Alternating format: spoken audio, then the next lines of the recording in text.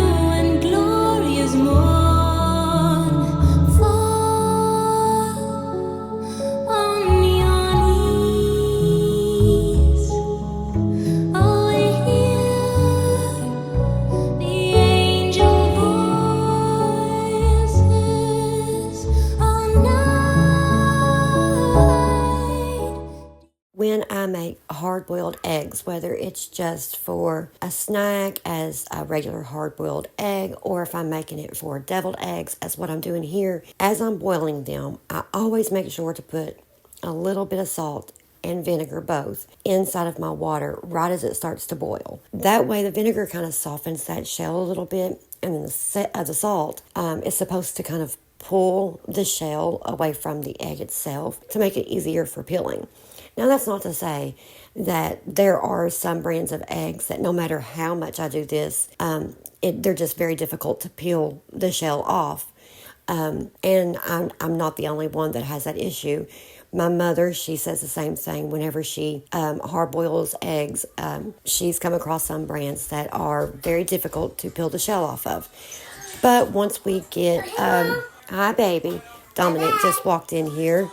I'm sure you guys just heard him. Back to what I was saying. The deviled eggs that I'm going to make, I don't use very many ingredients. I only use sweet pickle relish, a little bit of mayonnaise, a little bit of regular mustard, and a little bit of spicy brown mustard. I mix that up with the egg yolks, and then I top all of that off with just a little sprinkle of paprika on each egg. You'll see once I have the finished product laid out here. They are delicious, and I've always made my deviled eggs this way. I do know another way, actually two other ways to make them, my mom's recipe and my grandmother's recipe. But, sometimes you just have to take, handed down recipes and play with them a little bit to make them your own. And that's exactly what I do. And that's how I find out what my family enjoys to eat. So, and deviled eggs are an absolute must for any big holiday, such as Thanksgiving or Christmas or Easter or something like that. Also, before I forget, as I have promised you guys, the Christmas music starts right after Thanksgiving this year. I really hope you guys enjoy the Christmas music list that I've got for you guys. There are more songs, of course, besides the ones that you hear in this video, but there's only so many songs you can play in one video. So yeah. Also, I'm not entirely certain of the measurements of my ingredients. I really just go with what feels right. I've always done it that way. And I guess I'm either very, very good at it, or I'm just gotten very, very lucky and it turns out the way it should. So I will try to figure out what the measurements are if someone does have a question about one of the recipes that they see on here.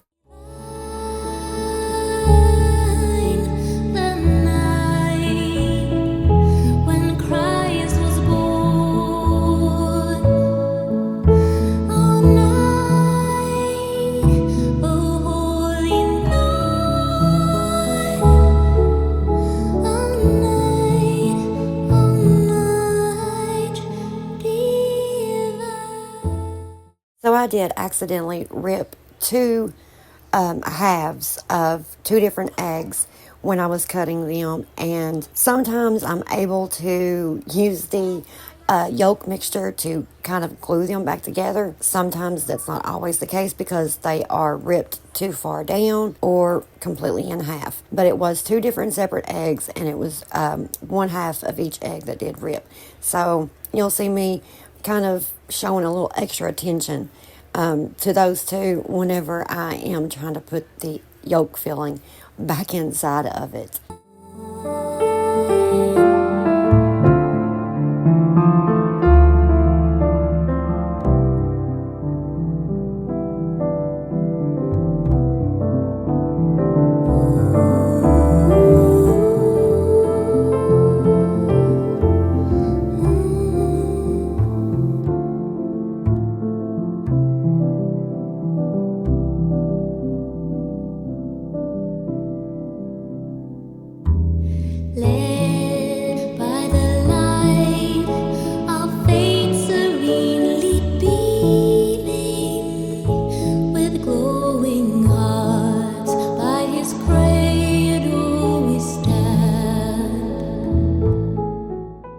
Now I'm starting on the stuffing, or dressing as some calls it. And I do use the giblets that come out of the middle of the turkey. I don't use the neck or anything like that, but I do use the giblets, and I cut them up not into real small chunks, but a little bit smaller than bite size, or right at bite size. And I do use box stuffing. I will usually buy the cornbread box stuffing, and I will pour some of the juice, I guess, or soup that is made whenever I boil the giblets, and I will use that as the water for the stuffing. And then I add in the giblets, a little bit of seasoning, and put it in the oven and let it bake for about 20 minutes.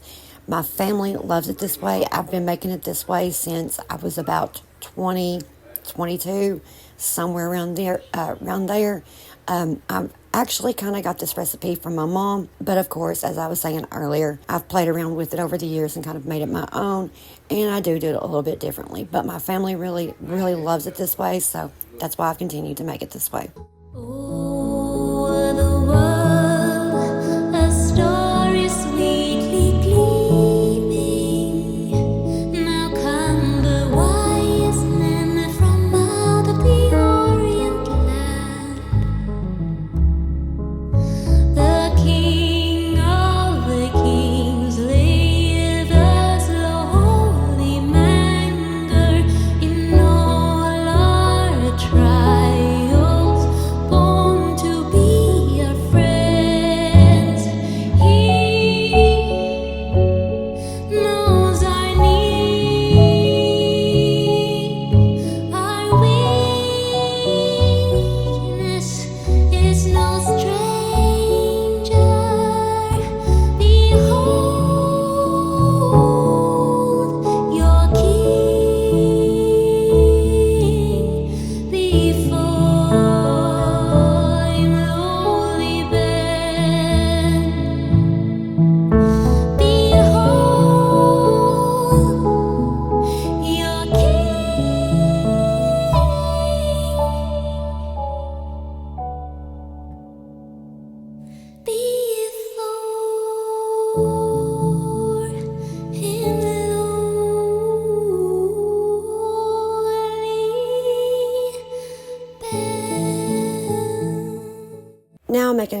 sausage balls. And this is an absolute must for every holiday dinner, every birthday dinner. It's an absolute must. My kids love it. They ask for it. They start asking for it about a week before whatever holiday dinner is coming up, and it's just an absolute must in my home for the holidays. And I use sausage, a whole roll of sausage, and for each roll of sausage, I use 3 eggs, and then I will add some shredded cheese, which right here, of course, I'm shredding my own cheese. I'm using mild cheddar cheese, and I'm using smoked cheddar cheese, white smoked cheddar cheese. And then you just add a couple scoops of self-rising flour and mix it very, very well, and then form it into balls and put it on your baking sheet or your baking pan and pop it in the oven for about 20 to 25 minutes. And there you go. There's your sausage ball. These are so good. And I don't use as much flour, and I think that right there is the secret to these. I don't use as much flour as what any sausage ball recipe I've ever seen calls for. I think the flour really just kind of takes away from the taste, and it makes it more of like a sausage cake or a sausage bread. And that's the whole point of it being a sausage ball, is that you want to be able to taste that sausage, but you want to be able to taste the other ingredients as well. So yeah, my kiddos love these, and it's an absolute must in my home for the holidays.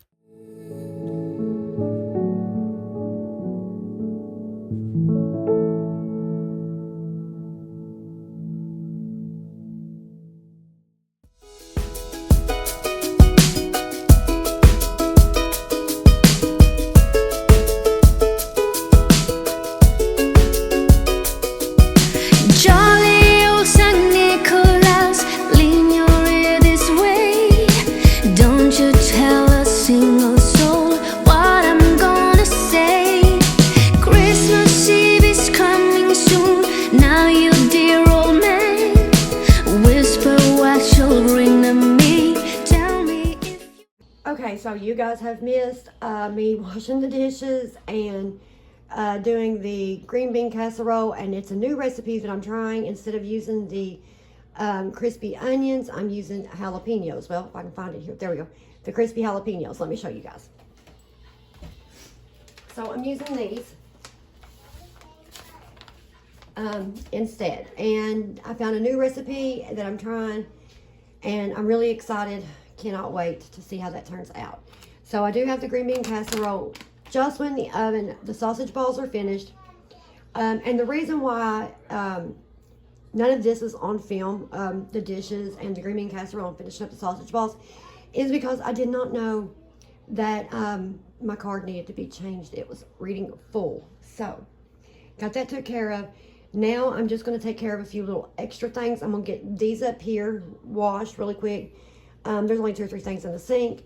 I've got a few things that I'm going to be able to cook on the stovetop. That's just, you know, basic things like corn, mixed greens. And then we're going to get started on some dessert while the rest of everything else is cooking up. So let's get some more cleaning done really quick, and then we'll move on to everything else. Goodness.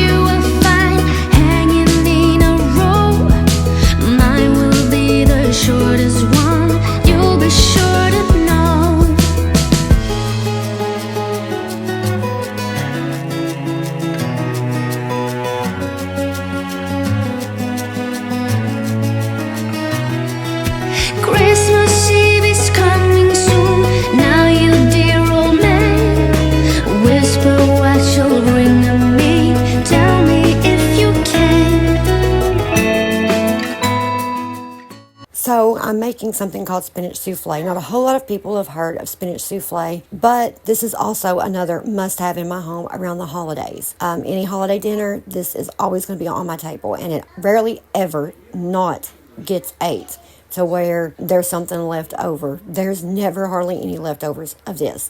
And my family's not big on eating spinach, but this is a must-have. My kids eat it. They all love it. I found this recipe in an old recipe book of my mom's when I was about 18, 19 years old, and I've been making it ever since. I do follow the recipe that I found. I've never played with it and added or subtracted anything from it, just because I don't think that it needs anything added or subtracted. The ingredients for this is 1 can of spinach, and to every 1 can of spinach you use 2 eggs, about a cup of cottage cheese. It doesn't matter if it's small or large curd. And then you're going to want to add about a cup of shredded cheddar cheese. And that actually ended up using all of the shredded cheddar cheese that I had left there of that block that I was shredding. So, and here I am just topping off the green bean casserole. And I did make this, like I said, with jalapeno instead of the onion. And this also got cream of mushroom soup with garlic, not just your basic cream of mushroom. And it turned out so delicious.